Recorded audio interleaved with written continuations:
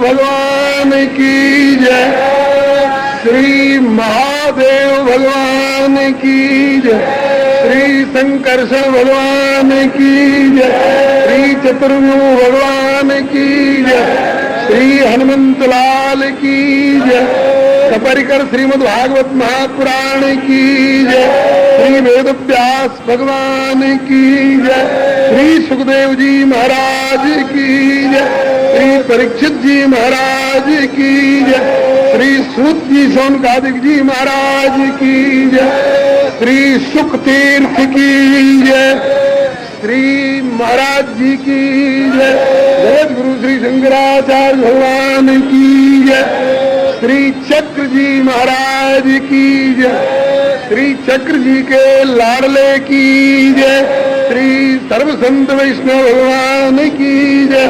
जय जय श्री सीताराम, जय जय श्री राधे श्याम, हर हर महादेव।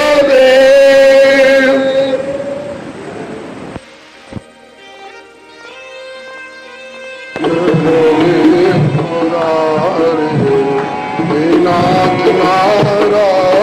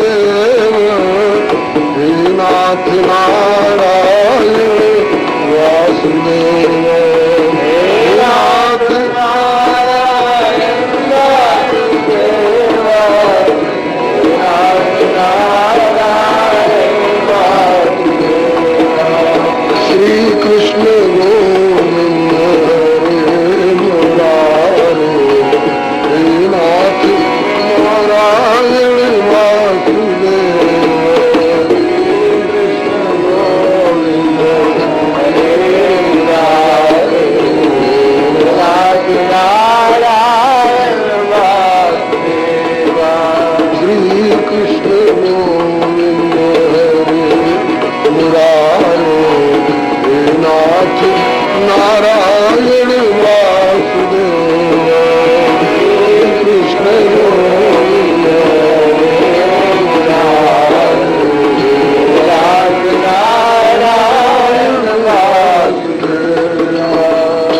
बोलिए प्रेम से श्री भक्ति भक्त भगवान की जय, श्री गुरुदेव भगवान की जय, श्री आचार्य चरण की जय, श्री भगवन नाम संकीर्तन की जय, राम रसिया श्री हनुमंत लाल की जय, समस्त सपरिकर श्रीमद् भागवत महापुराण की जय, श्री वेद व्यास भगवान की जय, श्री सुखदेव जी महाराज की जय, श्री परीक्षित जी महाराज की जय, श्री सूत जी शौनकादिक जी महाराज की जय, श्री मैत्रेय जी श्री विदुर जी महाराज की जय, श्री शुक तीर्थ की जय, श्री गंगा मैया की जय, श्री बद्री विशाल भगवान की जय, श्री वरिष्ठ जगतगुरु श्री शंकराचार्य भगवान की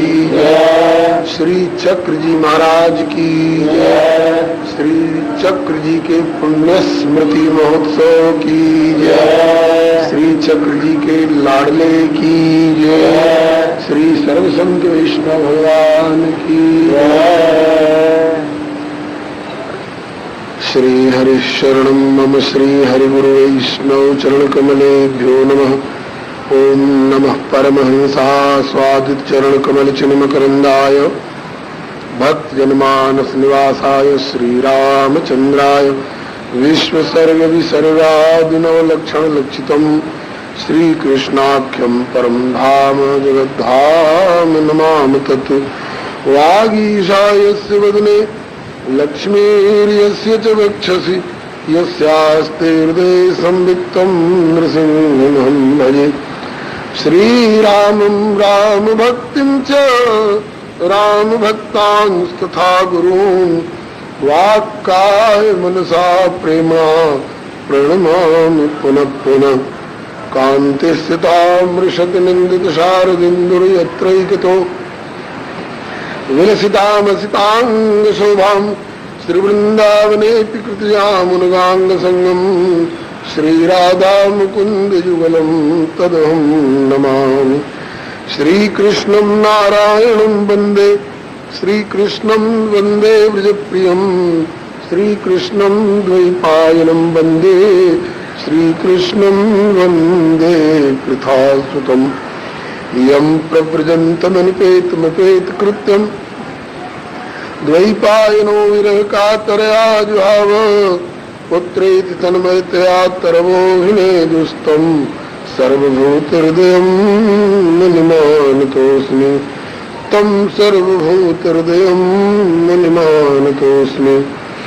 यस्वानुभावमखिलश्रुतिसारमेकम् अध्यात्मदीपमतीर्षतां तमोन्धं संसारिणां करुणया पुराणगुह्यं तं व्याससूनुमुपयामि गुरुं मुनीनां तं व्याससूनुमुपयामि गुरुं मुनीनां। प्रह्लाद नारद पराशर पुंडरीक व्यासाम्बरीश शुकशौनक भीष्मदाल्व्यान् रुक्मांगदार्जुन वसिष्ठ विभीषणादीन् पुण्यानुमान् परम भागवतान् नमामि। भवानी शंकरौ वन्दे श्रद्धा विश्वास रूपिणौ याभ्यां विना न पश्यन्ति सिद्धा स्वान्तस्थमीश्वरम्।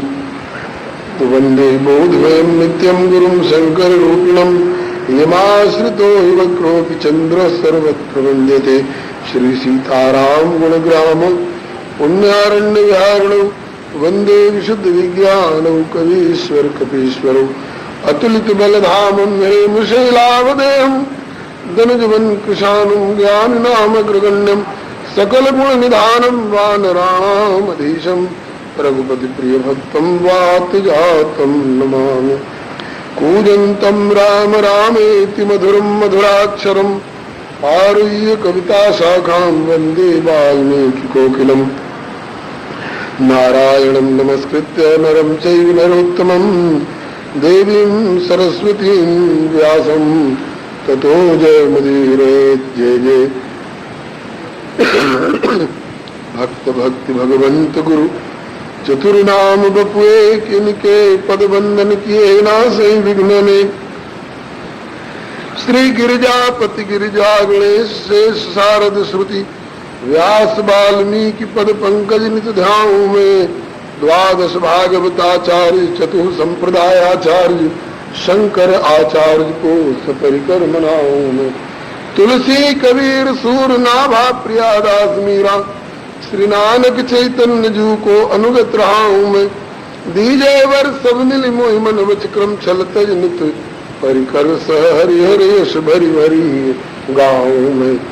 जय जय गुरुदेव विश्वामित्र के प्रतीक राम तारक प्रदाता श्री चरित्र बंध्यारी की। जय जय गुरुदेव भक्तमाल के स्वरूप सानुकूल सर्वभांति सदा सदै सुखारी की। जय जय गुरुदेव वासवंशी वट जमुना तट उत्कट आदर्श संत सेवा व्रतधारी की। जय जय गुरुदेव फलाहारी राम लीलावृति आचार्य व्यास सर्व संत रूपधारी की। बोलिए प्रेम से श्री राम कृष्ण भगवान की जय। श्री अयोध्यानाथ की जय। श्री वृंदावन बिहारी लाल की जय। श्री वैकुंठनाथ की जय। श्री प्रहलादपति की जय। श्री गौरी शंकर भगवान की जय। राम रसिया श्री हनुमंत लाल की जय। समस्त परिकर श्रीमद् भागवत महापुराण की जय। श्री वेद व्यास भगवान की जय। श्री सुखदेव जी महाराज की जय। श्री परीक्षित जी महाराज की जय। श्री सूत जी शौनकादिक जी महाराज की जय। श्री मैत्रेय जी श्री विदुर जी महाराज की जय। श्री सर्वसंत वैष्णव भगवान की जय। निगम कल्पतरोर्गलितं फलम् सुखमुखादमृतद्रव संयुतं पिबत भागवतं रसमालयम् मुहुरो रसिका भूभावुका। आज श्री प्रभु कृपा से श्रीमद् भागवत महापुराण कथा सत्र का उपक्रम दिवस है। श्री प्रभु कृपा से पूर्वाह्न की बैठक में कलश प्रतिष्ठा, देव आवाहन, पूजन एवं श्रीमद् भागवत जी की प्रतिष्ठा का कार्य सानंद संपन्न हुआ एवं पूर्वाह्नकालिक बैठक में लगभग 1-1.5 घंटे तक श्रीमद् भागवत महात्म्य कथा के प्रथम श्लोक की चर्चा हुई। अब अपराह्नकालिक बैठक में महात्म्य कथा का प्रसंग आगे का जो अवशेष भाग है वो निवेदन किया जा रहा है। आप लोग अपने अपने स्थान पर शांति पूर्वक विराजमान रहकर समाहित चित्त से कथा का श्रवण करें।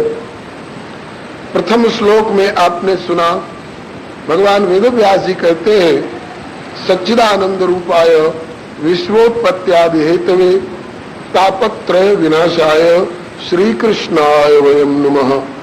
हम सच्चिदानंद स्वरूप उन भगवान श्री कृष्ण के श्री चरणों में नमस्कार करते हैं जो विश्व की उत्पत्ति, पालन, संचालन, संहार इत्यादि समस्त क्रियाकलापों के एकमात्र हेतु हैं और जिनके शरण में जाने वाले का दैहिक, दैविक, भौतिक तीनों प्रकार के ताप विनष्ट हो जाते हैं। उन भगवान श्री कृष्ण के चरणों में हम नमस्कार करते हैं। आगे के श्लोक में श्रीमद् भागवत के परम रसिक परमहंस शिरोमणि प्रवक्ता श्री सुखदेव जी महाराज के लिए नमस्कार किया गया है। यम प्रव्रजन्तमनुपेतमपेत कृत्यं द्वैपायनो विरह कातर आजुहाव पुत्रेति तन्मयतया तरवो विनेदुस्तं सर्वभूत हृदयं मुनिमानतोऽस्मि। सर्वभूत हृदय स्वरूप, सर्वांतरात्म स्वरूप उन परमहंस शिरोमणि श्री सुखदेव जी के लिए हम आसमंतात सर्वतो भावे न नमस्कार करते हैं, जो जन्म से ही ऐसे सहज ज्ञान वैराग्यवान हुए कि अभी जिनका जात कर्म संस्कार नहीं हो पाया था, न तो नंदीमुख श्राद्ध हुआ था, न नाल छेदन हुआ था, कर्णवेद अन्नप्राशन और उपनयन की कौन कहे, जिनका जातकर्म संस्कार भी अभी नहीं हुआ था और मां के पेट से निकलते ही जंगल का रास्ता पकड़ लिए और जिनके पीछे पीछे विरह कातर होकर वह पुत्र जो 12 वर्ष मां के पेट में रहा, आज प्रकट हुआ है और हम लोगों से बिना कुछ बातचीत किए मुंह मोड़कर जंगल को जा रहा है। ऐसे सहज ज्ञानवान, सहज वैराग्यवान पुत्र से वियोग होने पर कौन सहृदय माता पिता होंगे जो विरह कातर नहीं होंगे। अरे अलाय बलाय की तरह, कूड़े कचड़े की तरह स्वयं दुख सहने के लिए आया हो कर्म बंधन में पड़ करके, और माता पिता को भी धुंधकारी की तरह उत्पीड़ित करने वाला पुत्र न पैदा हो वही अच्छा, और पैदा भी हुआ हो तो निकल जाए जहन्नुम में जाए वही अच्छा। लेकिन श्री सुखदेव जी सरीखे सहज ज्ञानवान, सहज वैराग्यवान, जो करोड़ों कुलों का उद्धार करने वाले हो, और ऐसे पुत्र से वियोग हो करके कौन सा सहृदय माता पिता होगा, और वह भी श्री वेदव्यास जी सरीखा भविष्यज्ञ। कौन ऐसा सहृदय माता पिता होंगे जो विरह कातर नहीं होंगे। वेदव्यास जी पीछे पीछे चले, पुत्र पुत्र पुत्र पुत्र, सुख सुख, ऐसा संबोधित करते हुए श्री सुखदेव जी ने सोचा है औरों को शिक्षा देते संसार में कोई किसी का नहीं है, कहीं मोह ममता अपनापन आसक्ति नहीं होनी चाहिए, हो तो केवल परमात्मा के प्रति। और वे श्री वेदव्यास जी आज पुत्र के प्रति इतना अपनापन और ममत्व रखते हुए, आसक्ति रखते हुए, और पीछे पीछे इस तरह से भगे आ रहे हैं विरह कातर होकर के। इन्हें बताना चाहिए पुत्र किसको आप कह रहे हैं। जिस शरीर को पुत्र मान रहे हैं वो शरीर पुत्र नहीं हो सकता है। किसी के पुत्र के शरीर में से आत्मा निकल जाती है तो उस गतात्मा निर्जीव शरीर को कोई पुत्र कहता है, वो मुर्दा कहलाता है, लाश कहलाता है, उसे कोई पुत्र नहीं कहता। फिर पुत्र किसको कहता है कोई, बोले जिसमें वह आत्मा चैतन्य विद्यमान हो। तो कहते हैं कि वह आत्मा किसी का पुत्र हो सकता है, और वह एक ही जगह है, वो तो अखंड आकाश की तरह, कभी घटाकाश में कभी मठाकाश में खंडित रूप में दिखे तो दिखे, लेकिन वह तो अखंड तत्व है और वह सर्वव्यापक तत्व है। और उसको आप इसी में क्यों समझ रहे हैं? अगर आत्मा को सुख समझ रहे हो तो वह आत्मा केवल इसी में नहीं है, बल्कि देखिए ये सुखोहम का संबोधन कौन कर रहा है? बोल तो रहे हैं श्री सुखदेव जी, मात्र श्री सुखदेव जी बोल रहे हैं अपने पिताजी के पुत्र पुत्र सुख सुख, इस संबोधन परक वचनों का अभिनंदन किया श्री सुखदेव जी ने। क्या कह करके? सुखोहम सुखोहम सुखोहम कह करके।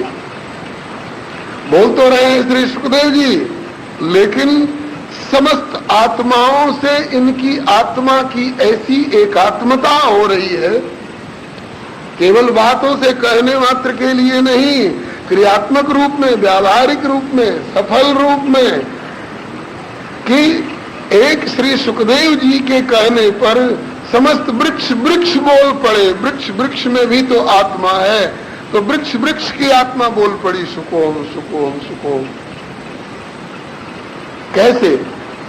जैसे यह शरीर एक जगह से बोल रहा है, लेकिन जहां जहां हॉर्न लगे होंगे वहां वहां से आवाज निकलती हुई दिखाई पड़ रही होगी। तो यहाँ तो तार का संबंध जोड़ा गया है, विद्युत शक्ति से उसमें शब्द का संचार किया जा रहा है, यंत्र शक्ति काम कर रही है। श्री सुखदेव जी वृक्षों में ये तार और यंत्र शक्ति का संबंध जोड़ने नहीं गए, वो आत्मा का आत्मा से संबंध, ऐसी एक आत्मता दिखाए कि प्रत्येक आत्मा सुकोहम का आवाज देने लग गई। ज्ञानी की, पंडित की परिभाषा दी जाती है, आत्मवत सर्वभूतेषु यः पश्यति स पंडितः। आत्मवत, सब में अपनी आत्मा की के ही समान समस्त आत्माओं की स्थिति समझे। मैंने अमुक की आत्मा मेरी आत्मा से भिन्न है ऐसा नहीं, सब हमारी ही आत्मा है। वाणी से बहुत लोग कहते हैं मेरी आत्मा हो, लेकिन बंधु व्यवहार में फिसल जाया करते हैं बहुत लोग। आज श्री सुखदेव जी ने क्रियात्मक रूप में करके दिखा दिया कि आत्मवत् सर्वभूतेषु यः पश्यति पंडितः। ज्ञानी की परिभाषा पर, कसौटी पर खरे उतरने वाले श्री सुखदेव जी एक जगह से बोल रहे हैं सुकोम सुकोम, प्रत्येक वृक्ष वृक्ष से आवाज आ रही है सुकोम सुकोम सुकोम। ऐसे सर्वभूतांतरात्म स्वरूप श्री सुखदेव जी के लिए हम आसमंतात सर्वतोभावेन हम नमस्कार करते हैं। ये 2 श्लोक वंदना के, मंगलाचरण के नमस्कारात्मक करके और फिर आगे अब कथा प्रारंभ कर रहे हैं। नैमिषे सूतमासीनम अभिवाद्य महामतिम कथामृत रसास्वाद कुशला सौन को ब्रवीत। नैमिषारण्य क्षेत्र में समय सीमित है, कथा असीम है, इसलिए प्रत्येक श्लोक की और प्रत्येक श्लोक के हर आए हुए प्रसंग की उतनी विस्तृत व्याख्या संभव नहीं है। वैसे नैमिषारण्य की व्याख्या की जाती है। नैमिषारण्य कहाँ है? लखनऊ के आसपास में। उसका नाम नैमिषारण्य क्यों पड़ा, इसकी लंबी व्याख्या है, लेकिन उधर जाने में फिर आगे का प्रसंग समय से संपन्न नहीं हो पाएगा, इसलिए संक्षेप में आप समझे। प्रयाग निवासी महर्षि भरद्वाज के शिष्य श्री शौनक जी ने गुरु जी से अनुमति मांगी, शांत एकांत स्थान निर्बाध भजन के लिए आदेश हो। गुरु जी ने यह जान लिया है कि यह कच्चा साधक नहीं है, ये पक्का सिद्ध हो चुका है। ये कहीं भी रहेगा तो यह बिगड़ेगा नहीं, इसका पतन नहीं होगा। कच्चे साधक शिष्य को गुरु के निरीक्षण परीक्षण में रह करके साधना करनी चाहिए, नहीं तो माया बहुत बहुत प्रकार से अकेले अपनी मनमुखी साधना में लगे हुए साधक को पछाड़ती है। अगर ये कच्चे साधक शिष्य होते तो इनको गुरु जी अनुमति नहीं देते, लेकिन पक्के सिद्ध शिष्य हैं, इसलिए कहा कि ठीक है बेटा जाओ शांत एकांत स्थान में भजन करो। कहा गुरुदेव शांत एकांत स्थान का निर्देश और कर दे। बोले इस क्षेत्र के मालिक ब्रह्मा है, उनसे प्रार्थना करो वे जैसा निर्देश करे। ब्रह्मा जी से प्रार्थना की शौनक जी ने।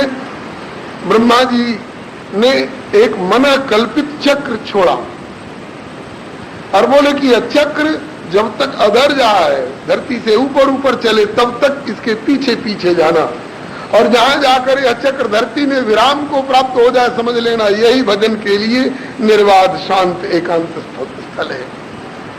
उस ब्रह्मा जी के द्वारा चलाए हुए मन कल्पित चक्र के पीछे पीछे चलते चलते श्री शौनक जी वहीं पर पहुंचे यहाँ आज नैमिषारण्य कहलाता है। वहीं चक्र विराम को प्राप्त हो गया।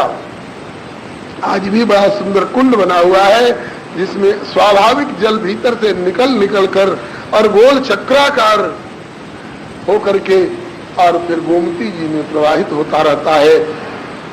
नेमी कहते हैं धार को, छुरे की धार हो चाहे चक्र की धार हो, नेमी धार को कहते हैं। तो उस चक्र की नेमी के द्वारा जिस अरण्य का, अरण्य माने जंगल का निर्देशन हुआ, इसलिए उस स्थान का नाम हुआ नैमिष अरण्य, नैमिषारण्य। ये बहुत प्राचीन स्वयंभू मनु जी के समय से प्रख्यात तीर्थ था। उस समय तक लोपेव काल विदित नहीं केहू, तात अनादि सिद्ध थल एहू, लोपेव काल विदित नहीं केहू। यह वही नैमिषारण्य है जहाँ श्री स्वयंभू मनु और शत्रुपा जी ने तप करके भगवान श्री सीताराम जी का प्रत्यक्ष साक्षात्कार इन नेत्रों से करके वरदान पाया था कि चाहो तुम्हें समान सुत प्रभुसन कौन दुराव। तीर्थ वर नैमिष विख्याता अति पुनीत साधक सिद्धाता। तो उस नैमिषारण्य का संक्षिप्त परिचय दिया गया। नैमिषारण्य में जब श्री शौनक जी पधारे गुरु जी से अनुमति लेकर के, तो शांत एकांत का नाम सुन करके उनके साथ 88,000 ऋषि और आ गए। अब आप सोच सकते हैं क्यों जी, जब 88,000 की संख्या में ऋषि लोग और आ गए इनके साथ, तो क्या शांत एकांत रह गया? जिस प्रयाग मेले के, कुंभ मेला कहिए अथवा माघ मकरगत रवि जब हुई, उसके भीड़ भब्बड़ के हो हल्ला के डर के मारे शांत एकांत खोजते बेचारे यहाँ आए नैमिषारण्य में, और यहाँ भी 88,000 ऋषि पहुंच गए।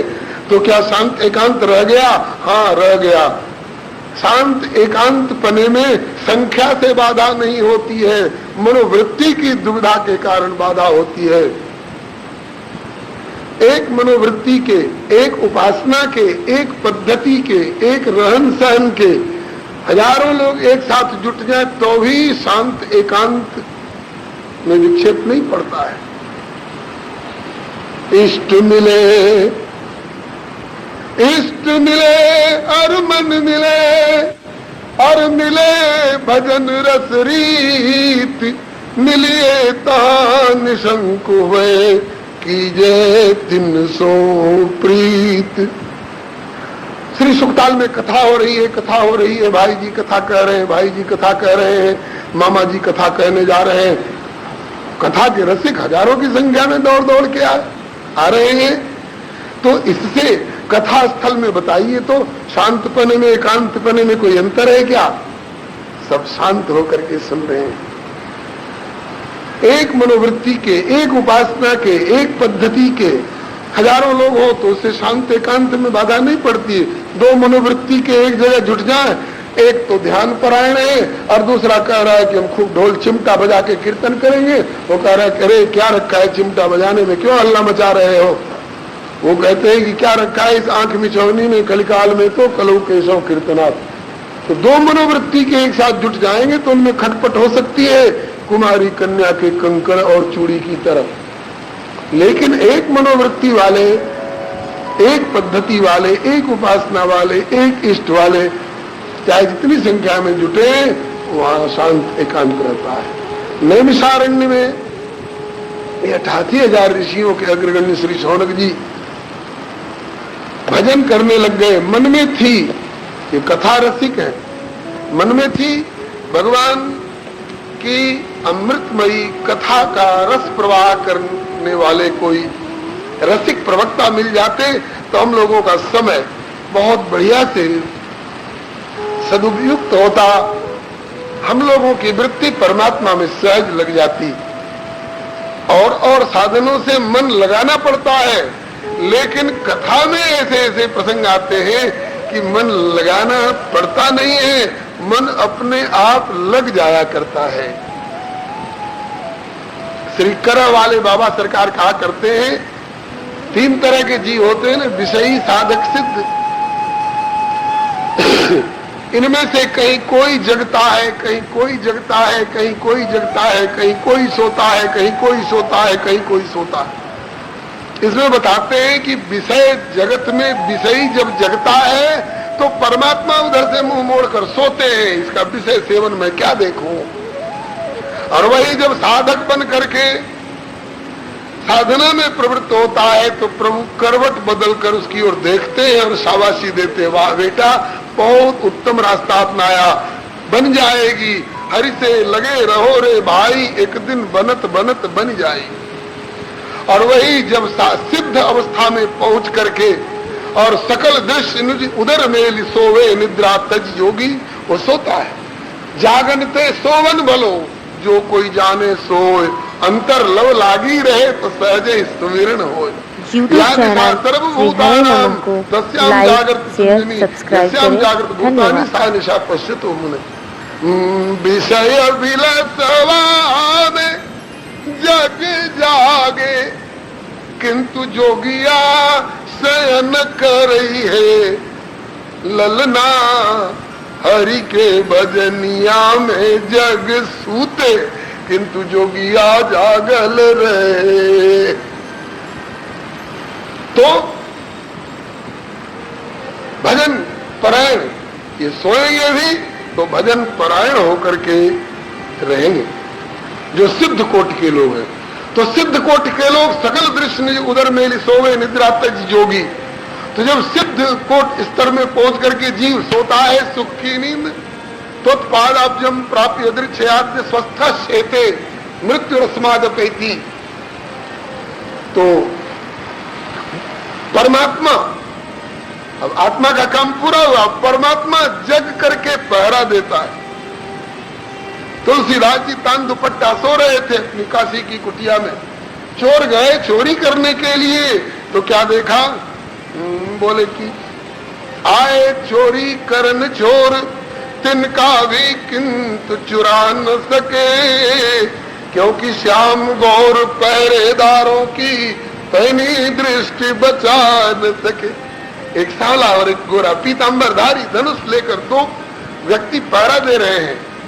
रात भर में कई चक्कर लगाए और हर बार देखा उन दो पहरेदारों को, रात भर में कई बार देखा। सो विद्यते हृदय ग्रंथि छिद्यन्ते सर्व संशया क्षीयन्ते चास्य कर्माणि तस्मिन् दृष्टे परावरे। उनके जल ग्रंथि का भेदन हो गया और सवेरे आकर चरण में प्रणत होकर कहते हैं, वे दोनों पहरेदार कहाँ है, बाबा वेगी बताओ, बिन देखे जीवन बचे नाई, एक बार पुनः दिखलाओ। भैया कैसे पहरेदार, हम गरीब भिक्षुक साधु, हम पहरेदार काहे को रखेंगे और कहां से रखेंगे। अरे बाबा हमने रात भर में कई बार देखे, एक सांवले रंग का था, एक गोरे रंग का था, दोनों पीतांबर पहरे हुए थे, धनुष बाण लिए हुए थे, रात भर पहरा देते हैं। तो कहने का तात्पर्य ये कि कहीं विषयी सोता है, कहीं साधक सोता है, कहीं सिद्ध सोता है, कहीं परमात्मा सोता है, कहीं विषयी जगता है, कहीं साधक जगता है, कहीं सिद्ध जगता है, कहीं परमात्मा जगता है। लेकिन एक स्थान ऐसा है जहां विषयी साधक सिद्ध आत्मा परमात्मा सबकी जागृत दशा रहती है, जागृत दशा रहती है। यहाँ सोने का कोई प्रश्न ही नहीं है। वह कौन सा स्थल है, बोले सत्संग, भगवत कथा सुधा की सरिता जहां बह रही है वहां सोने का क्या काम। जानी सबई जीव जग जागा, जब सब विषय विलास विरागा। सत्संग स्थल में सबकी जागृत दशा रहती है। तो बंधुओं, श्री सौनक जी सोच रहे थे कि इस नैमिषारण्य में हमें जगाए रखने वाला कोई भगवत कथा सुधा का वितरण करने वाला, दान करने वाला दानी शिरोमणि को मिले। भगवत कृपा से श्री सूत जी मिल गए उनको।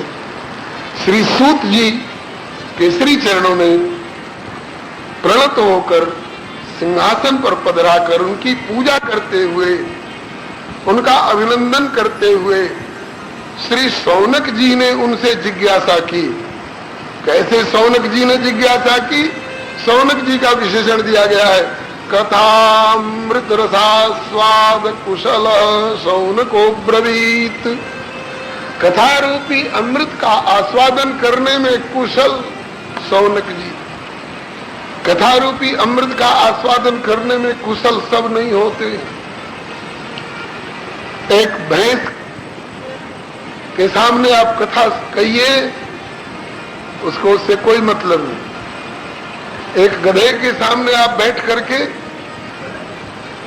बीड़ा बजाइए, उसको उससे कोई मतलब नहीं।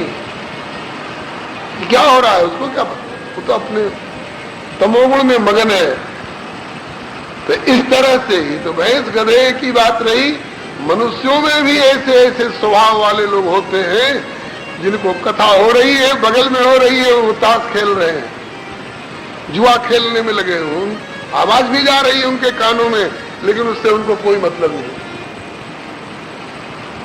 तो ऐसे लोग कथा के आस्वादन में कुशल नहीं माने जाएंगे। अरे कथा हो रही है, खबर मिली और दौड़ पड़े, कथा छूटने नहीं पाओ। दौड़े भी तो तीव्र गति से दौड़े, क्यों? धीरे धीरे जाएंगे तो 2-4 अध्याय की कथा छूट जाएगी, निकल जाएगी। इसलिए धावंतोप्यायु सर्वे वैष्णवा। तो कथा रूपी अमृत का आस्वादन करने में परम कुशल श्री शौनक जी ने जिज्ञासा की, हे श्री सूत जी, अज्ञान ध्वांत विध्वंस कोटि सूर्य समप्रभ सूताख्याय कथासारम मम कर्ण रसायनम। हे श्री सूत जी, रात्रि में अंधकार हो जाता है तो अपने हाथ की रखी हुई वस्तु नहीं दिखाई पड़ती है। दीपक जला करके देखे तो इस कोने की वस्तु दिखे तो उस कोने में अंधकार।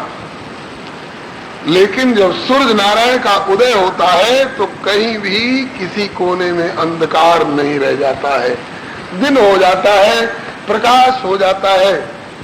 किंतु ये आकाश में उदित होने वाले और आभा प्रभा विभा बिखेरने वाले सूर्य किसी आंगन के, किसी कमरे के अंधकार को तो दूर कर देते हैं, किंतु जीव के अंतःकरण में जन्म जन्मांतर से जो अज्ञान जन्य मायाकृत अज्ञान जन्य मोह और ममता रूपी अंधकार छाया हुआ है। जीव हृदय तम मोह विषय की ग्रंथि छूट किम परई न देखी। अथवा ममता तरुण तमी अधियारी राग द्वेष उलूक सुखकारी। तो मायाकृत अज्ञान जन्य मोह और ममता रूपी अंधकार का निराकरण ये सूर्य नारायण नहीं कर पाते हैं। वो किससे होगा? बोले कि आप जैसे संत सदगुरु यदि कृपा कर दे तो अज्ञान ध्वांत विध्वंस कोटि सूर्य समप्रभ। अज्ञान रूपी ध्वांत का, अंधकार और कोहरा का सर्वथा विनाश कर देने वाले करोड़ों करोड़ों, एक नहीं करोड़ों करोड़ों सूर्य के समान आप कृपा करके हम लोगों को प्राप्त हो गए। बोलिए प्रेम से श्री संत सदगुरु भगवान की। देखिए संत सदगुरु भगवान की खोज अब कैसे कैसे संत कृपा करके पधार रहे हैं, मौके पर पधार रहे हैं। हाँ, श्री सूत जी पधारे, इनका अभिनंदन करके श्री शौनक जी ने जिज्ञासा की, भगवान अज्ञान रूपी ध्वांत का, अंधकार का, कुहरे का सब उसको निरस्त कर देने वाले, विध्वस्त कर देने वाले, दूर कर देने वाले करोड़ों करोड़ों सूर्य के समान आपके हृदय में जो ज्ञान विद्यमान है वही सूर्य है। और उसकी किरणें कैसे निकलती हैं? बोले वचन किरण। आपके वचनों के माध्यम से उस हृदयस्थ ज्ञान रूपी सूर्य की किरणें निकलती हैं। तो जिनके जिनके कानों के माध्यम से वे वचन रूपी किरण जिनके जिनके अंतःकरण में जाते हैं, उनके उनके हृदय का वह मोह ममता रूप अंधकार दूर हो जाता है। तो आप करोड़ों करोड़ों सूर्य के समान प्रकाश देने वाले, अंधकार को दूर करने वाले गुरु तुल्य हैं। गुरु शब्द में दो अक्षर हैं, गु और रु। इन दोनों का अलग अलग अर्थ है। गु शब्दस्त्वंधकार स्यात्, रु शब्दस्तन निरोधकृत अंधकार निरोधित्वात् गुरुरित्यभिधीयते। गु शब्द जीव के अंतःकरण में छिपे हुए गूढ़ घना अज्ञान रूपी अंधकार का द्योतक है, और उसमें रु प्रकाश ज्ञान का दे करके और उस अंधकार का विनाश कर देने वाले को गुरु कहा जाता है। तो आप गुरु तुल्य हमारे ऊपर कृपा करने के लिए भगवान के भेजे हुए आए हैं। गुरु भगवान का प्रतिनिधि होता है, गुरु भगवान का प्रतीक होता है। गुरुर् ब्रह्मा गुरुर्विष्णु गुरुर्देवो महेश्वरा, गुरु साक्षात पर ब्रह्म तस्मै श्री गुरुवे नमः। तो आप प्रभु की कृपा से हमें प्राप्त हुए हैं। आप कृपा करके सूताख्या ही कथा सारम मम कर्ण रसायनम, हमारे कानों के लिए रसायन स्वरूपा कथा सुनाइए। हमारे कानों के लिए रसायन स्वरूपा कथा सुनाइए। रसायन पदार्थ औषधि के रूप में और आजकल भौतिक विज्ञान में कई कई प्रकार से प्रयुक्त होता है। रसायन पदार्थ देखने में मात्रा थोड़ी सी होती है, लगती है, लेकिन प्रभाव इतना बड़ा भारी होता है कि उन रासायनिक पदार्थों के आधार पर आजकल ऐसे ऐसे आविष्कार हो रहे हैं। महाराज, रोगी के ऊपर प्रयोग कर दिया जाए तो कफवात पित्त से जनित जो सन्निपात है वह भी एक बार दूर होकर के वह बोलने की स्थिति में आ जाता है। और उन रासायनिक पदार्थों का अगर प्रयोग किया जाए तो उससे बड़े बड़े कारखाने भी चलते हैं और बड़ा बड़ा विध्वंस भी हुआ करता है। तो रसायन देखने में थोड़ा होता है लेकिन प्रभाव बहुत व्यापक होता है। इसी तरह से श्री शौनक जी कह रहे हैं कि हे श्री सूत जी, हमें वह कथा सुनाइए जो रसायन की तरह हो, अर्थात मात्रा में चाहे थोड़ी हो लेकिन प्रभाव ऐसा हो कि हमारा जन्म जन्मांतर का भवरोग दूर कर दे। ऐसी रसायन स्वरूपा कथा कृपा करके सुनाइए। सूताख्या कथा सारम मम कर्ण रसायनम, कथा ही नहीं कथा सारम, समस्त कथाओं का जो सार निचोड़ हो। कोई फलों का ढेर, कोई फलों के वृक्षों का ढेर, कोई बगीचों का ढेर रखते हैं तो कहते हैं कि ठीक है, किसी के पास बगीचों का ढेर है, किसी के पास वृक्षों का ढेर है, किसी के पास फलों का ढेर है, रहे, हमें तो उनमें लगे हुए फल चाहिए और वे भी परिपक्व चाहिए और उनमें भी छिलका और गुठली समेत नहीं चाहिए। हमें तो उसका रस निचोड़ करके गिलास में दे दीजिए कि बस पीना ही पीना रहे। इसी तरह से सूताख्याय कथा सारम, कथा नहीं कथा सारम, समस्त कथाओं का जो सार है वह रसायन पिलाइए। लगभग इसी जिज्ञासा से मिलता जुलता प्रश्न भगवती पार्वती का भी है श्री रामचरितमानस में भगवान भोलेनाथ के प्रति। वंदऊ पद धरि धरणी सिर विनय करो कर जोरी, वर्णऊ रघुवर विशद जसु श्रुति सिद्धांत निचोरी। एकदम श्रुति सिद्धांत निचोड़ करके सबका निचोड़ निचोड़ तत्व जिसमें हो वह सार सार कथा सुनाइए। YouTube चैनल श्री हरे नमः को लाइक शेयर सब्सक्राइब करें। धन्यवाद। विवेको वर्धते महान माया मोह निरासश्च वैष्णवै क्रियते कथम। ये घोरे कलौ प्रायो जीवश्चासुरतां गतः क्लेशाक्रान्तस्य तस्यैव शोधने किं परायणम्। इतने श्लोकों में 3 प्रकार के जीवों का निर्देशन किया। ये गोरे कलौ प्रायो जीवश्चाश्रुताम गता, 3 ही प्रकार के जीव होते, विषयी, साधक, सिद्ध, सयाने, यही त्रिविध जीव जग वेद बखाने। तो ये गोरे कलौ प्रायो जीवश्चाश्रुताम गता, इसमें विषयी का निर्देशन किया और भक्ति ज्ञान विरागाप्तो विवेको वर्धते मान, जिससे भक्ति ज्ञान वैराग्य की वृद्धि हो तो इसमें साधक कोटि के लोगों का निर्देशन किया। और माया मोह निराशस्य वैष्णवी कृत्य खत्म, जो माया मोह से बहुत ऊपर उठ चुके हैं, उन सिद्ध कोटि के महानुभावों के लिए भी जो गुणकारी हो, उपयोगी हो। मैंने ऐसी कथा सुनाइए जो विषयी का तो शोधन करे और साधक का मार्ग प्रशस्त करके आलोकमय बनावे, और जो सिद्ध को भी रसानुभूति, भगवत रसानुभूति करावे, वह कथा सुनाइए। तीनों तरह के जीव लाभान्वित हो। बंधुओं, संतों को इस तरह के प्रश्न पर बहुत अधिक प्रसन्नता होती है। व्यक्तिगत स्वार्थ साधन संबंधी जिज्ञासा करने वाले बहुत मिलते हैं। महाराज, आजकल व्यापार में बड़ा घाटा चल रहा है, मतलब कि हमें आर्थिक उपलब्धि अधिक से अधिक कैसे होगी वो बताइए। महाराज, छोरा को 13 साल हो गए शादी हुए, अभी तक कोई उसके छोरा नहीं हुआ, मतलब कि हमारे छोरा का छोरा कैसे होगा?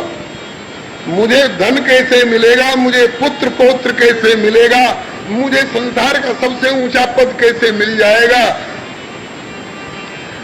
तो मुझे व्यक्तिगत स्वार्थ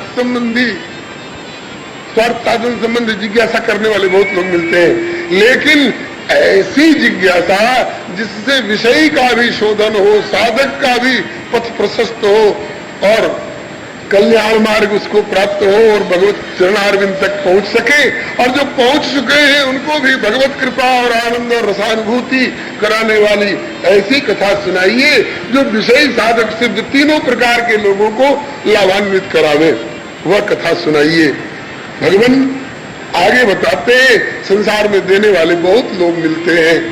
कोई अन्न बांट रहा है, कोई पानी पिला रहा है प्याऊ लगा करके, कोई सोना चांदी बांट रहा है, कोई कुछ बांट रहा है, कोई कपड़ा बांट रहा है, कोई कंबल बांट रहा है, कोई जूता बांट रहा है, कोई गुड़ और गेहूं बांट रहा है। तो कहते देने वाले संसार में बहुत है, लेकिन 3 व्यक्ति बहुत तगड़े तगड़े दाता है। कौन कौन? बोले, एक तो चिंतामणि, दूसरे सुरद्रुहु और तीसरे सदगुरु। तो चिंतामणि भी देती है, लेकिन चिंतामणि लौकिक सुख देती है। चिंतामणि लोक सुखम, संसारिक सुख दे सकती है चिंतामणि, जहां रहती है वो चिंतामणि सांसारिक सुख दे सकती है, जगह जमीन दे सकती है, महल अटारी दे सकती है, हाथी घोड़ा दे सकती है। लेकिन चिंतामणि से कहिए कि हमें स्वर्ग का एक विमान ला दो, वो हाथ जोड़ लेगी, वो मेरे बस की बात नहीं है, वो मेरे दायरे से बाहर की चीज है। तो चिंतामणि लोक सुखम, उससे ज्यादा देने की क्षमता है सुरद्रु, देवताओं का द्रुम कल्प वृक्ष जो स्वर्ग में हुआ करता है, लेकिन उसकी भी देने की शक्ति सीमित है। चिंतामणि से अधिक तो दे सकता है, स्वर्ग की अप्सरा दे सकता है, स्वर्ग का विमान दे सकता है। सुरद्रु की जगह पर कहीं कहीं पाठांतर में सुरेंद्र स्वर्ग संपदम का भी पाठ है। तो सुरद्रु का पाठ जहां होगा वहां देवताओं का द्रुम कल्प वृक्ष का बोध होगा, और सुरेंद्र पाठ जहां होगा वहां देवताओं के राजा इंद्र का बोध होगा।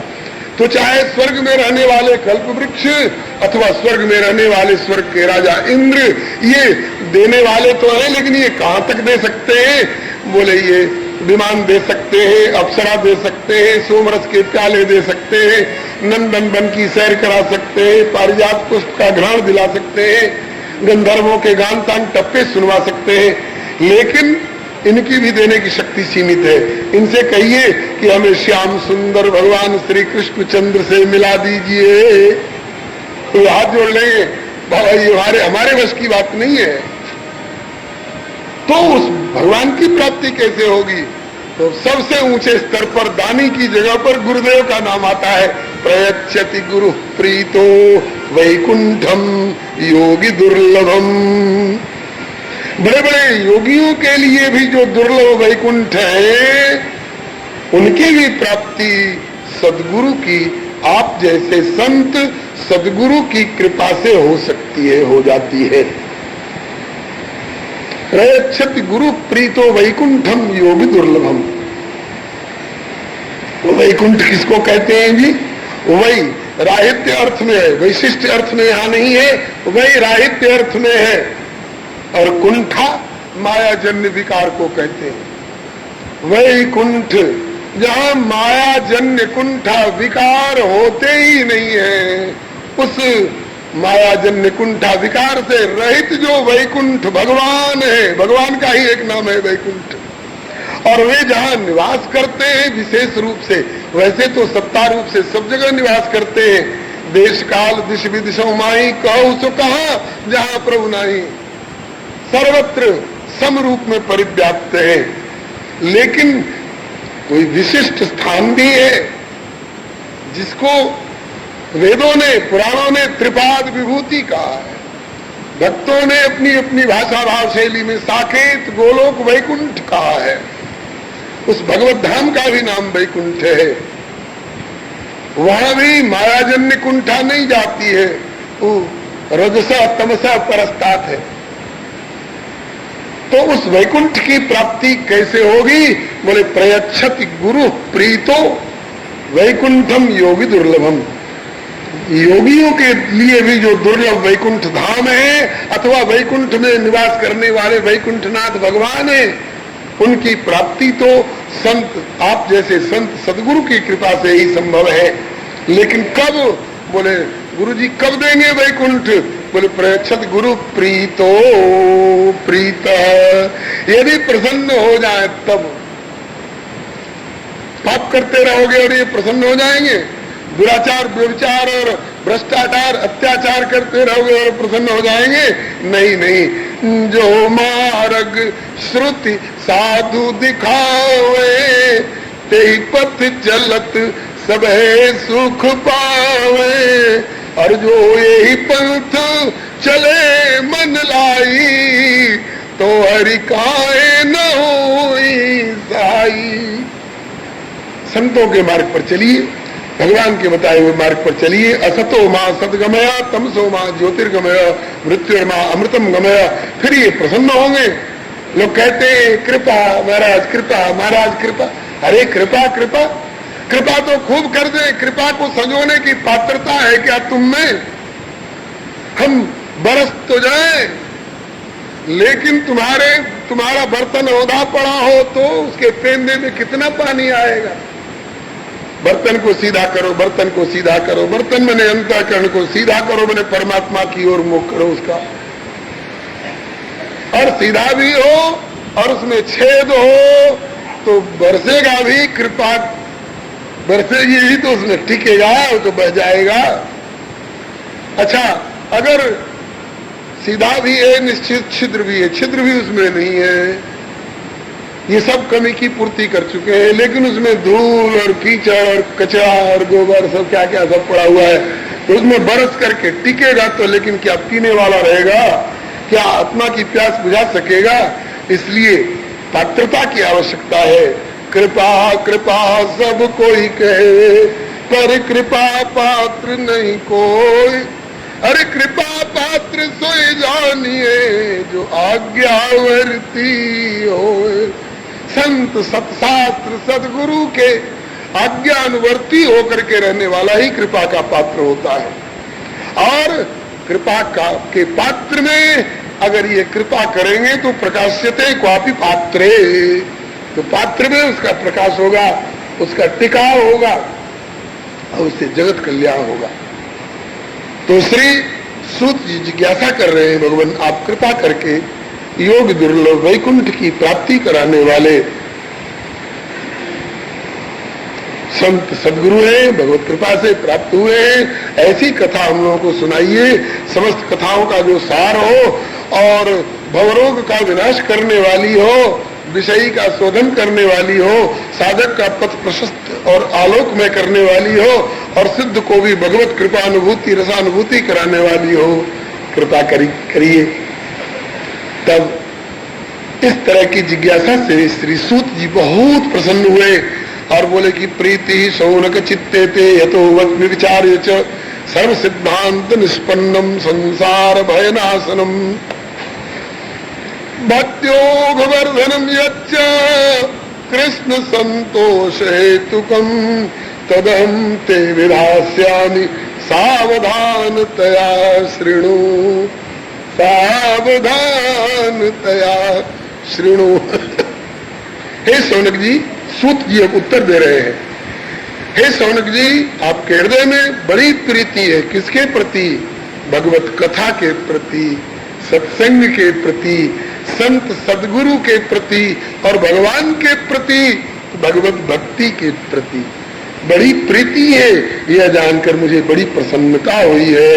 आप में पात्रता है, इसलिए हम तब सर्व सिद्धांत निष्पन्नम संसार भयनाशनम, समस्त सिद्धांतों का जो निचोड़ सार है वह हम आपको सुनाने जा रहे हैं। लेकिन अच्छा, और ये कैसा है, इसकी प्रतिक्रिया क्या होगी? बोले भक्त्यो गोवर्धनम यच्च, भक्ति की धारा को बढ़ाने वाला है, और कृष्ण संतोष हेतुकम, सबसे बड़ा फल इसका है कि यह भगवान को संतुष्ट कर लेता है। जो इसको ये दशा प्राप्त कर ले उससे भगवान परम संतुष्ट हो जाते हैं, प्रसन्न हो जाते हैं। वही हम आपको सुनाने जा रहे हैं। किंतु सावधानतया शृणु, सावधान होकर के सुनना, अवधान पूर्वक सुनना। सावधान होकर सुनना क्या कहलाता है जी? इसकी व्याख्या श्री राम जी ने की है। जब लक्ष्मण जी जिज्ञासु होते हैं अरण्य कांड में, सुर नर मुनि सचराचर साई, मैं पूछूं निज प्रभु की नाई, मोहि समझाए कहो सोई देवा, सब तज करो चरण रज सेवा। क्या क्या जानना चाहते हो लक्ष्मण? अर्थ पंचक जानना चाहते हैं। आत्मा का क्या स्वरूप है, परमात्मा का क्या स्वरूप है, इन दोनों के बीच का पर्दा और दीवार बन करके कौन खड़ा है, वो दीवार कैसे टूटेगी, हम आत्मा हमारे परमात्मा को कैसे देख सकेंगे। और वे मिलकर पूछे बोलो क्या चाहते हो, तो हमें उनसे क्या लेना चाहिए। इन सारी बातों का बोध कराने वाले अर्थ पंचक की जिज्ञासा करते हैं। कहो ज्ञान विराग अरु माया, कहो सुभगति करौ जय दाया, ईश्वर जीव भेद प्रभु सकल कहो समझाए। लक्ष्य क्या है? बोले जाते हो चरण रति, शोक मोह भ्रम जाए। इसके उत्तर में श्री राम जी कहते हैं कि तुम उत्तम जिज्ञासु हो लक्ष्मण, जीवाचार्य हो, इसलिए थोड़े ही मैं सब कहूं बुझाई, संक्षेप में कहूंगा सामासिक शैली में, और तुम समझ जाओगे। लेकिन कब? बोले कि थोड़े ही मैं सब कहूं बुझाई, किंतु सुनहु तात मन मति चित लाई। मन मति और चित्त लगा करके सुनो। हमारे भीतर ये चार पुर्जे कहे गए, अंतःकरण चतुष्टय भी जिसको कहा जाता है, मन चित्त बुद्धि और अहंकार। इनमें सावधानतया श्रेणु का अर्थ है कि सुनो तात मन मति चित्त लाई, मन बुद्धि और चित्त लगा करके सुनो।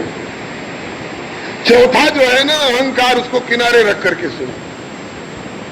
नहीं तो श्रोता बन करके बैठोगे और कहीं चौथे का प्रयोग कर दिए अहंकार को, तो सुन ही नहीं सकोगे। सोचोगे अरे क्या कहेंगे, वही न कहेंगे जो हम जानते हैं, जो हम औरों को समझाया करते हैं, वही ना ये कहेंगे। जब ये अहम आ जाएगा कि हम सब जानते हैं, हम क्या सुनेंगे? अरे सब जानते हो तो भी अहम को छोड़कर कथा सुनो।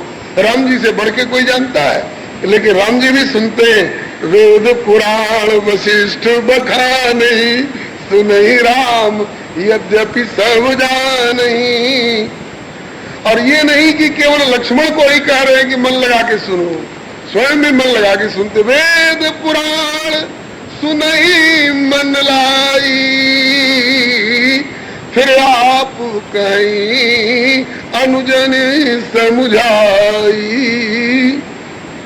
तो मन, बुद्धि और चित्त लगा करके कथा सुनो, अहंकार का प्रयोग मत करना, अहंकार को किनारे रख करके सुनना। तो मन, चित्त और बुद्धि है तो एक ही के अलग अलग उप विभाग, लेकिन काम इनका अलग अलग है। मन जो है वह पुर्जा है, जैसे आप ये टेप रिकॉर्डर में कई स्विच होते हैं ना, एक को दबा दीजिए तो रिकॉर्ड करने लगता है, दूसरे को दबा दीजिए तो बोलने लगता है, तीसरे को दबा दीजिए तो ठप कर देता है, चौथे को दबा दीजिए तो उल्टा घुमाने लगता है। ऐसे ही हमारे अंतःकरण के भीतर के ये चार पुर्जे, इनके चार अलग अलग काम है। मन का काम है संकल्प विकल्पात्मको मन। मन संकल्प करता है, बैठे हैं, मन ने संकल्प किया अब चलना चाहिए, बोले कहाँ चलना चाहिए, ये निर्णय मन नहीं देगा। मन केवल इतना ही संकल्प करेगा कि अब चलना चाहिए। अब कहाँ चलना चाहिए, इधर कथा हो रही है और उधर जुआ हो रहा है, तो जुआ की ओर चलना चाहिए कि कथा की ओर चलना चाहिए, ये निर्णय मन नहीं देगा, इसका निर्णय बुद्धि देगी। सत असत विवेकिनी बुद्धि होगी तो सत्संग की ओर ले चलेगी, और कुसंग में पड़ी हुई बुद्धि होगी तो कुसंग कुमार की ओर ले जाएगी। तो चलना चाहिए का संकल्प मन ने उठाया, और किधर चलना चाहिए इसका निर्णय देना बुद्धि का काम है। और जो बुद्धि ने निर्णय दे दिया उसको अपने ऊपर अंकित कर लेना कि इधर ही चलना है, यही करना है, ये अपने ऊपर अंकित कर लेना, ये चित्त का काम है। तो आप मन से संकल्प करिए कि हमें कथा सुननी है, और बुद्धि से उहापोह करके और सुने हुए को ग्रहण करिए, चित्त पर अंकित कर लीजिए, और फिर उसके बाद अहंकार को प्रेरित करिए। अहंकार का काम है उस अंकित किए हुए को क्रियात्मक स्वरूप दिला देना। अहंकार निरर्थक चीज नहीं है। कोई ऐसा मत समझ ले कि अहंकार बहुत बुरी चीज है। आपसे पूछा जाए कि आग अच्छी चीज है कि बुरी चीज है, बोले आग, कोई जाड़े में ठिठुर रहा हो उसको तपा करके बचा दीजिए, उसके प्राण बच जाएंगे, आग मित्र है। भूख के मारे तड़प रहे हैं, आग से रसोई बनाकर जिमा दीजिए तो आग मित्र है। अंधेरे में पड़े हुए हैं, आग से दीपक जला करके और प्रकाश दे दीजिए तो आग मित्र है। और ऐसे मित्र को कहीं कलेजे से चिपका करके गद्दा बिछा कर सौर ओढ़ करके सो जाइए तो आग बड़ा भारी दुश्मन भी है, आग जला भी देगा। तो आग स्वतः में न अच्छा है न बुरा है। आप आग का दुरुपयोग कर ले तो दुश्मन है, और आग का सदुपयोग कर ले तो बहुत बढ़िया है। इसी तरह से मन का काम संकल्प विकल्प करना, बुद्धि का काम निर्णय देना, और चित्त का काम उसको अंकित करना, और अहंकार का काम उस अंकित किए हुए को क्रियात्मक स्वरूप दिला देना, ये अहंकार का काम है। इसके बिना कोई कुछ कर ही नहीं सकता है। तो कथा सुनते समय में केवल अहंकार को किनारे रखकर केवल मन चित्त बुद्धि का प्रयोग करके कथा सुनो। इसी को कहते हैं कि सावधानतया शृणु तदहं ते उदास्यामि। सावधानतया शृणु, सावधान होकर के सुनो। अच्छा महाराज क्या सुना रहे हैं, बोले काल व्याल मुखग्रास त्रास निर्णास हेतवे श्रीमद्भागवतम शास्त्रम कलौ कीरेण भाषितम। एक काल रूपी व्याल है, सर्प है, वो सबके पीछे घूमता रहता है, कभी उसको निगल जाता है, कभी उसको निगल जाता है। ऐसे चेटी से लेकर के और मानव दानव और देव देवराज और ब्रह्मा तक को निगलता रहता है महाराज। द्विपरार्धावसान में ब्रह्मा को भी काल निगल जाता है। और उस काल रूपी व्याल के डर के मारे लोग भागते रहते हैं, विविध लोक लोकांतरों में, विविध जोनियों में भागते रहते हैं, लेकिन कहीं भी वो छोड़ता नहीं है। बोले डारन डारन हो फिरो। उस दुख के डर के मारे, उस काल के डर के मारे हम पेड़ की डाली डाली पर गए, तब क्या देखा, बोले कि डारन डारन हो फिरो तो पातन पातन दुख। फिर आगे बोले कि राधा वल्लभ लाल बिनु व्यास न पायो सुखी। माता देवकी ने भी दसम स्कंध में प्रभु के प्राकट्य के समय वाली स्तुति में कहा है, मर्त्यो मृत्यु व्याल भीता पलायन लोकान सर्वान निर्भयम नाद्य गच्छत किंतु त्वत्पादाब्जम प्राप्य यदृच्छयाद्य स्वस्थ सेते मृत्युरस्मादपैति। अर्थात भ्रमत भ्रमत जग जाल में ये भयो जीव बेहाल, रहत नित्य भयभीत पड़ी काल व्याल के गाल। काल व्याल के गाल भुवन 14 में भटक्यो, कहाँ कहाँ नहीं जाए सुरक्षा हित सिर पटक्यो। लेकिन कोई देवी देवता इसे कर नहीं सके निहाल। लेकिन जब पहुंचो प्रभु पद पदुम में तो अभय भयो तत्काल। जब पहुंचो प्रभु पद पदुम में तो अभय भयो तत्काल। सरिता जल जल निधि मोह जाई, होई अचल जिम जीव हरि पाई। तो काल रूपी व्याल जो सबको भयभीत किए रहता है, उसके त्रास से बचा लेने के लिए सक्षम परम समर्थ कौन है? बोले श्रीमद् भागवतम शास्त्रम। श्रीमद् भागवत को शास्त्र कहा गया। शास्त्र का अर्थ आप गुरुजन आचार्यजन बताते हैं, शासनात् त्रायते इति शास्त्र।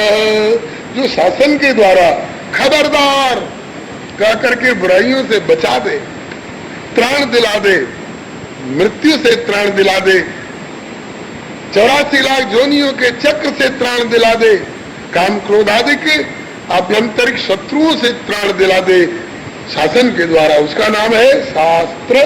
श्रीमद् भागवत जी यही काम करते हैं, सलाह देते हैं, किधर चलना है इधर चलो, किधर नहीं जाना है उधर से बचो। यही तो शास्त्र करता है। आपने इलेक्ट्रिक ट्रांसफार्मर देखे होंगे, इलेक्ट्रिक सब स्टेशन देखे होंगे, वहां घेरा लगा रहता है, फाटक लगा रहता है, फाटक पर बोर्ड लगा रहता है, बोर्ड पर लिखा रहता है खबरदार 440 वोल्ट खतरा, भीतर आना मना है। इसी तरह के वाक्य का नाम है शास्त्र। शासनात् त्रायते इति शास्त्र। अब वो संस्कृत में हो चाहे लोक भाषा में हो, ऐसे वाक्य जो हितकर वाक्य, जिधर जाने से हम विनाश है उधर से रोके, और जिधर चलने में हमारा भला है उधर चलने की सलाह दे, ऐसा शासन करके हमें बुराइयों से विनाश से त्राण दिलावे, उसका नाम शास्त्र है। तो श्रीमद् भागवत शास्त्र है। काल रूपी सर्प के भय से बचा लेने वाला श्रीमद् भागवतम शास्त्रम। ये किसने बताया है? बोले कलौ कीरेण भाषितम। कीर तोता शुक श्री सुखदेव जी के द्वारा गाया गया। कहाँ गाया गया है? जहाँ हम लोग बैठे हैं श्री सुख तीर्थ में गाया गया है। ऐसा श्रीमद् भागवत शास्त्र हम आपको सुनाने जा रहे हैं। एतस्माद् परम किंचित मन शुद्धि न विद्यते। इससे अधिक बढ़ चढ़ करके क्षमता रखने वाला, मन को पुनीत बना देने वाला दूसरा कोई साधन नहीं है। शौनक जी, एतस्माद् परम किंचित मन शुद्धि न विद्यते। कपड़ा को धोने के लिए सोडा है, साबुन है, ब्लीचिंग पाउडर है, पेट्रोल है, नील है, टीनोपाल है और जाने कौन कौन पाल आजकल निकल गए हैं। तो कहते हैं कि कपड़े को धोने के लिए तो ये सब रासायनिक पदार्थ है।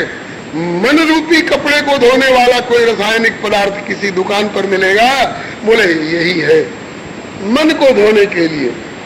इसी श्री सुखताल वाली पिछली कथा में पूज्य चरण श्री डोंगरे जी महाराज बता रहे थे, हम लोग कपड़े को गंदगी लगने से बचाते हैं, दाग लगने से बचाते हैं, नहीं लगने पावे, लग गया तो धोते हैं,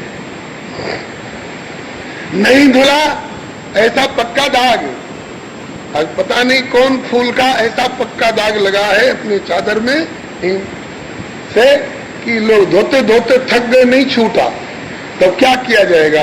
उस कपड़े को दागदार कपड़ा पहनने में शर्म आती है लोगों को, तो कहते हैं कि तब एक काम करो, इसमें दाग पक्का लग गया है तो इस कपड़े को उतार के फेंक दो, दूसरा कपड़ा बढ़िया चमचमाता हुआ साफ सुथरा दुकान से ले आओ। पूज्य चरण श्री डोंगरे जी महाराज ने बताया था इसी श्री सुखताल वाली पिछली कथा में कि भाई कपड़े में दाग लग जाएगा तो कपड़ा तो फेंक दोगे, दूसरा कपड़ा खरीद लाओगे, लेकिन तुम्हारे मन के भीतर अगर दाग लग जाएगा, मन के ऊपर दाग लग जाएगा, तो क्या मन भी किसी दुकान पर मिल जाएगा कि इस पुराने मन को फेंक करके किसी दुकान से नया मन लेकर के इसमें फिट कर ले? नहीं मिलेगा, नहीं मिलेगा, नहीं मिलेगा। इसलिए कपड़े को और कुल को दाग से जितना बचाने में सावधान रहते हो, इससे ज्यादा मन को दाग लगने से बचाने की सावधानी बरतो। और कदाचित कोई गंदगी इस पर आ गई हो पहले से, ये सूचना मिलने से पहले अगर कोई गंदगी इस पर आ चुकी हो, दाग इस पर आ चुका हो, तो कहते हैं कि उसके लिए श्रीमद् भागवत का प्रयोग करो। यह वह रसायन है कि मन के दाग को दूर कर देने वाला है। और भी बहुत से साधन हैं मन के दाग को दूर करने वाले, लेकिन एतस्मात् अपरम किंचित मन शुद्धि न विद्यते, इससे बढ़ करके मन को शुद्ध करने वाला और दूसरा कोई रसायन पदार्थ नहीं मिलेगा आपको। अच्छा, तो सब लोग इसमें प्रवृत्त हो जाए? बोले सबको मिलता ही नहीं है, भागवत की प्राप्ति सबको नहीं होती है। हाँ, भागवत की प्राप्ति सबको नहीं होती है। जन्मांतरे भवेत पुण्यम तदा भागवतम लभेत। अनेकों जन्म जन्म के जब पुण्य इकट्ठे होते हैं तदा भागवतम लभेत, तब भागवत की प्राप्ति होती है। भागवत माने भगवत इदम भागवतम, जो भगवान का है वही भागवत है। भागवत का मतलब केवल पोथी ही मत समझ लीजिएगा, भागवत नाम की पोथी को ही भागवत मत समझ लीजिएगा। भागवत पुरुष भी होते हैं, भागवत वस्तु भी होती है, भागवत ग्रंथ भी है। नारद जी परम भागवत है, प्रहलाद जी परम भागवत है। चतुर्दश महाभागवतों की सूची एक श्लोक में दी गई है। प्रहलाद, नारद, पराशर, पुंडरीक, व्यासांबरीश, शुक, शौनक, भीष्म, बालव्यान, रुक्मांगदा, अर्जुन, वशिष्ठ, विभीषणादीन पुण्यानिमान परम भागवतान नमामि। श्री विदुर जी तीर्थ यात्रा करते भ्रमणशील जा रहे थे। काले न तावत जमुना मुपेत्य, समय पा करके वे जमुना जी के किनारे पहुंचे श्री वृंदावन में, और वहां किसको देखा? बोले तत्रोद्धवम भागवतम ददर्श, तत्रोद्धवम भागवतम ददर्श। तत्र परम भागवतम उद्धवम ददर्श, वहां परम भागवत उद्धव को देखा। उद्धव जी भागवत है, नारद जी भागवत है। तो इन भागवतों की प्राप्ति, इन महापुरुषों की प्राप्ति, इन संतों की प्राप्ति सबको नहीं होती है। अल्प पुण्यवान व्यक्ति को ये नहीं प्राप्त होते हैं। पुण्य कुंज बिन मिले न संता, इनके मिल जाने पर बोले सत्संगति संस्कृति कर अंता। तो जन्मांतरे भवेत पुण्यम तदा भागवतम लभेत। अनेक जन्मों के पुण्य, अच्छे काम करते करते पुण्य संचय करिए और तब भागवत की प्राप्ति होगी। और भागवत पुरुष की प्राप्ति होने के बाद भी उनके चरणों में बैठ करके भागवती कथा सुनने को मिल जाए, यह तो और अधिक पुण्य का परिणाम हो सकता है। हम लोग बड़े भाग्यशाली हैं कि हम लोगों को ये भागवत पुरुष भी प्राप्त हो रहे हैं और भागवती कथा भी प्राप्त हो रही है। अब आगे की कथा बताते हैं राजन, भागवत की महिमा के आगे देवता लोग भी नतमस्तक होते हैं, ललचा जाते हैं। परीक्षिते कथाम वक्तुम सभायाम संस्थिते सुखे, सुधा कुंभम गृहीत्वैव देवास्तत्र समागमन। जब परीक्षित जी की गंगा किनारे वाली सुखताल की सभा में श्री सुखदेव जी महाराज कथा कहने को तैयार हुए तो घड़ा में अमृत भर करके स्वर्ग से ले आए देवता लोग और सुखदेव जी को नमस्कार करके कहने लग गए, हे श्री सुखदेव जी, हम लोगों ने सुना है कि आपके यजमान परीक्षित को सर्प काटेगा। इस भय से भयभीत बेचारा राजधानी छोड़कर, हस्तिनापुर छोड़कर और आकर के यहाँ गंगा किनारे बैठा हुआ है, और आप इसको भय दूर करने के लिए कथा सुनाने बैठे हो। तो हम लोगों को जब ये समाचार मिला तो हम लोगों को बड़ी दया आई परीक्षित पर, बड़ी सहानुभूति उठी।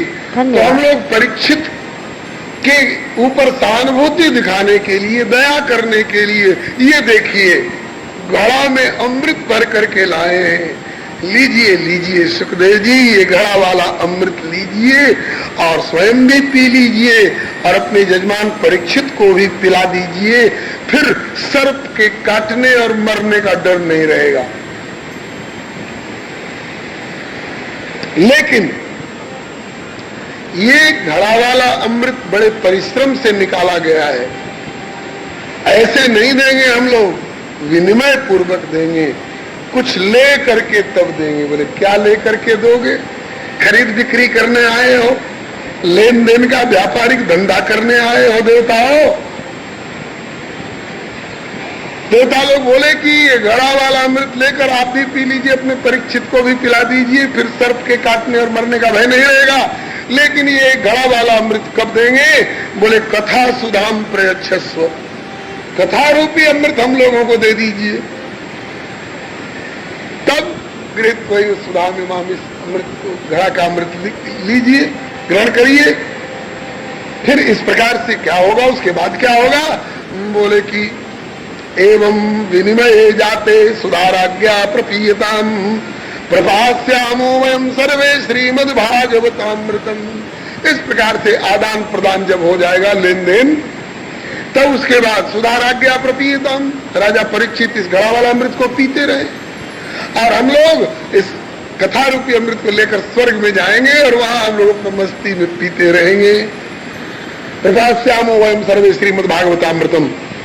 दूसरा कोई नासमझ व्यक्ति होता तो तुरंत तैयार हो जाता, हाँ हमने अमृत का नाम सुना था कि स्वर्ग में स्वर्गे सुधा वसति वही विबुधा वदंती, और वो स्वर्ग का अमृत जो कान से सुनने को मिला करता था, आंखों से देखने को मिला, क्या बल्कि पीने को और मिल रहा है, तो तैयार हो गए होते, ठीक है ठीक है ठीक है, लाइए लाइए अपना घड़ा वाला अमृत दीजिए और ले जाइए कथा वाला अमृत।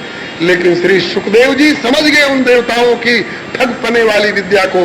देवताओं, ठगने आए हो, हम अच्छी तरह तुम लोगों को पहचानते हैं।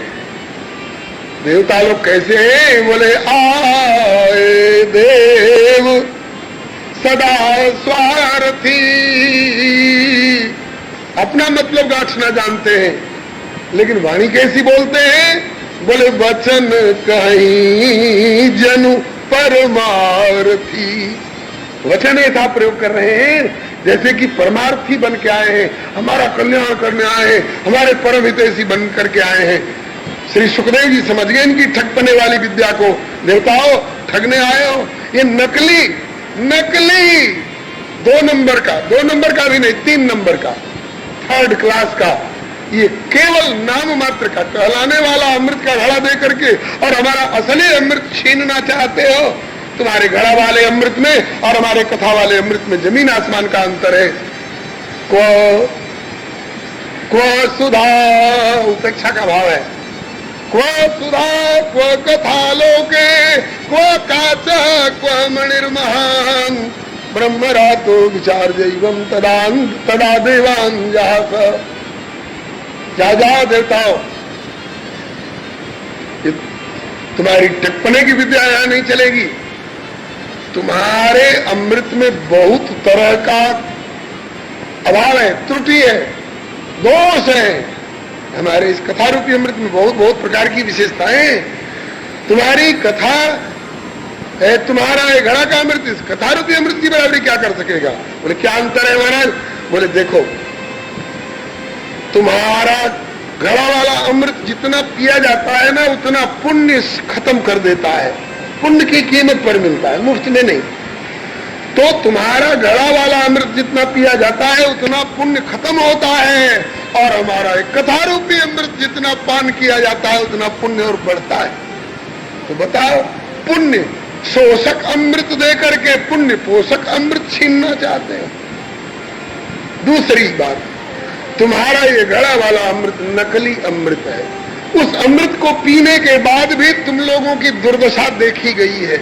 अमृत पी चुके थे तुम, अमर कहला चुके थे, और रावण गदा लेकर के जब चला स्वर्ग की ओर तो तुम लोग भाग क्यों गए स्वर्ग छोड़ छोड़ करके?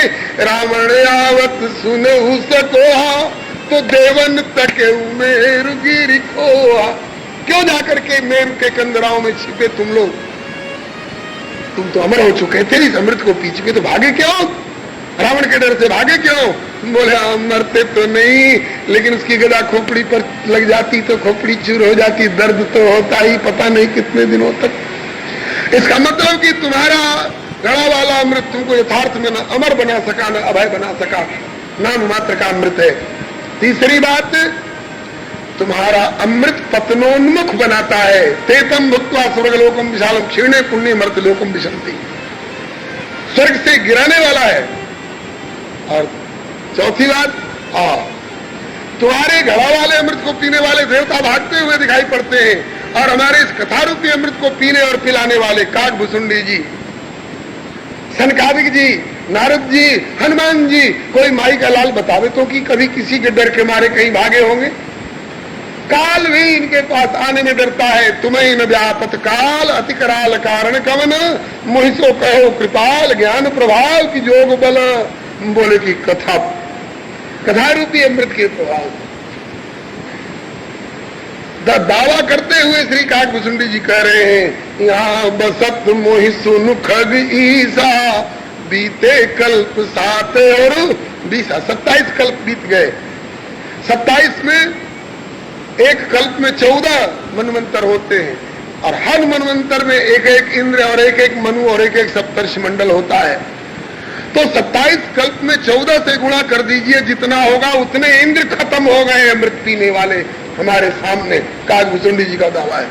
और हम ज्यों के त्यों बैठे, और यहाँ राम कथा तो कही निरंतर।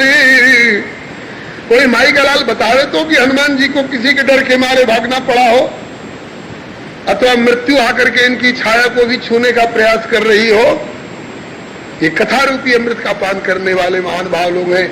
सनकादिक जी के पास, अरे मृत्यु की कौन कहे, मृत्यु की दूती बुढ़ापा तक नहीं आ पाती है। क्यों? इसलिए कि सदा वैकुंठ निलया हरि कीर्तन तत्परा लीलामृत रसोन्मत्ता कथा मात्रैक जीविना हरे शरण में नित्यम येषाम मुखे वच अतः काल समादिष्टा जरा युष्मान न बाधते। ये कथा रूपी अमृत का प्रभाव है। और देखो देवताओं, तुम्हारे घड़ा वाले अमृत को पीने के बाद अप्सराओं का नाच देखने का मन करता है, भगवान से विमुखता आ जाती है। और इस भागवत कथा सुधा का पान करने के बाद अप्सराओं की ओर मन नहीं जाता है, श्याम सुंदर की ओर मन जाता है। भगवान को देखने की इच्छा होती है। तो बताओ, भगवान से विमुख करके अप्सराओं में उलझा देने वाला तुम्हारा घड़ा वाला अमृत बढ़िया है कि विषयों से उपरत करा करके और भगवान से मिला देने वाले इस अमृत का अधिक उत्कर्ष है? नहीं देंगे, नहीं देंगे। ये लेन देन हमें पसंद नहीं है। कथा सुनने की इच्छा है तो देखो, यहाँ कई कई स्थान बने हुए हैं। सर्वतो भद्रमंडल चक्र बना हुआ है, लिंग तो भद्रमंडल चक्र बना हुआ है। ये नवग्रहों के लिए, ये चतुष्षष्ठी योगिनी के लिए, ये खोड़स मातृकाओं के लिए कलश के मुख पर और कलश के कुछ भाग पर अलग अलग स्थान बने हुए हैं। तुम देवताओं के सुनना हो तो आकर के यहाँ बैठ करके कथा सुनो, और नहीं तो अपना रास्ता लो। नहीं दिया, नहीं दिया। क्यों नहीं दिया? बोले अभक्तांस्तांश्च विज्ञाय न ददौ स कथामृतम। केवल विद्वान होना, केवल बुद्धिमान होना, केवल बहुत ऊंचे पद पर आसीन होना, यह कथा के अधिकारी पने का लक्षण नहीं है। नायमात्मा प्रवचने न लभ्या न मेधया न बहुना श्रुतेन यमई वेश वृणते तेन लभ्यस्तस्यैष आत्मा विवृणते तनु स्वाम। राम कथा के अधिकारी सब नहीं होते हैं।